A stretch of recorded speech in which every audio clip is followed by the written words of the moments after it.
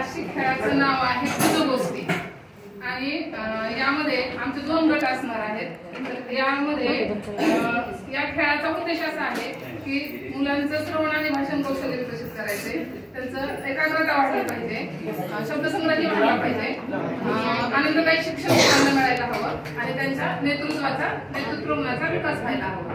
तर यामध्ये 2 गटासाठी मी बोलवेल. या वाळूंज मॅडम, या Walunj madam, Tanuja madam, Pawar madam आणि वडवकर मॅडम. तर तुला खेळायचं? ठीक आहे, या. तुमचं वेगळं ठरवलंय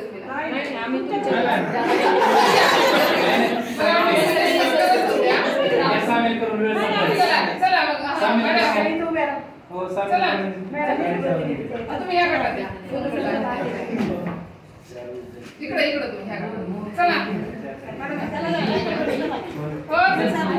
नाही सगळे सामील होतो. चला बसा मॅडम. सर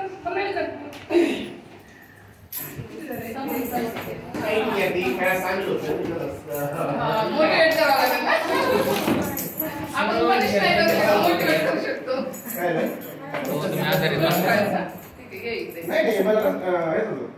मॅडम काय कोण मॅडम तुम्हाला खायला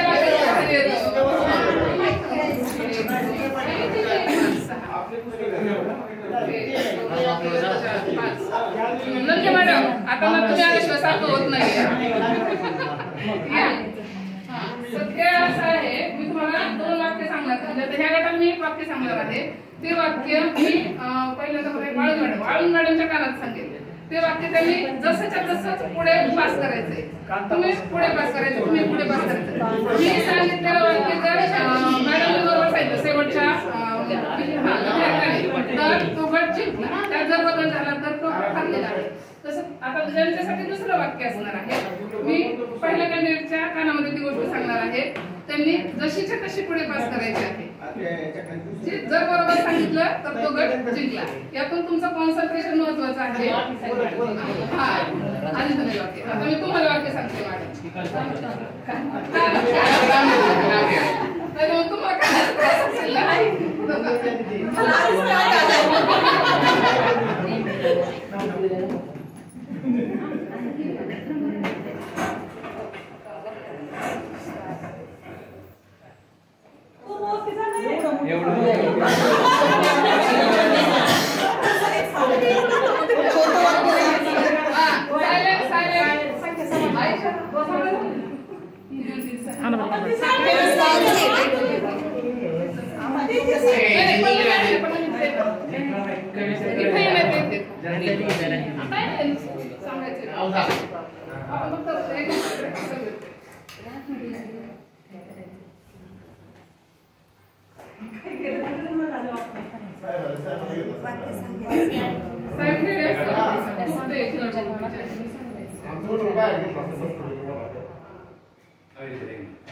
आपण तरी कधी एन्जॉय करतोय.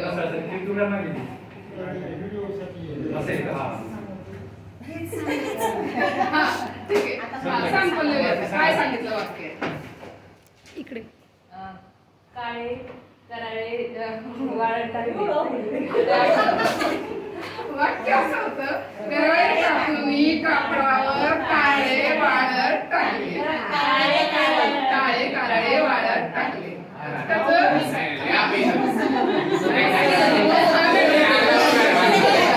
रिस्पॉन्स मिळाला. ऍक्टिव्हिटी थोडीशी अवघड आहे. सगळ्याच गोष्टींचा इथे विकास व्हायचा आहे. त्याच्यामुळे थोडंसं आता दुसरा गट कॉम्प्लिटेड, त्यांचा कॉम्प्लिटेड गट. दुसरं वाक्य तुम्हाला सांगते, तुम्ही पास करायचंय.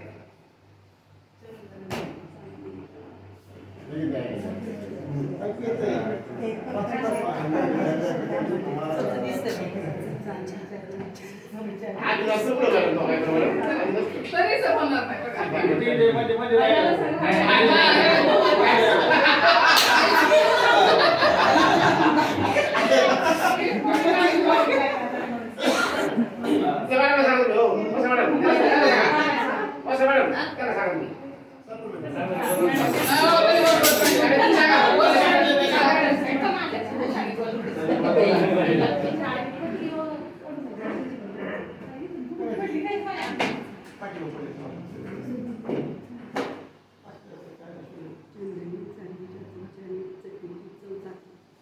चंदने चांदीच्या चमच्याने चटणीची चव चांगली. Very nice.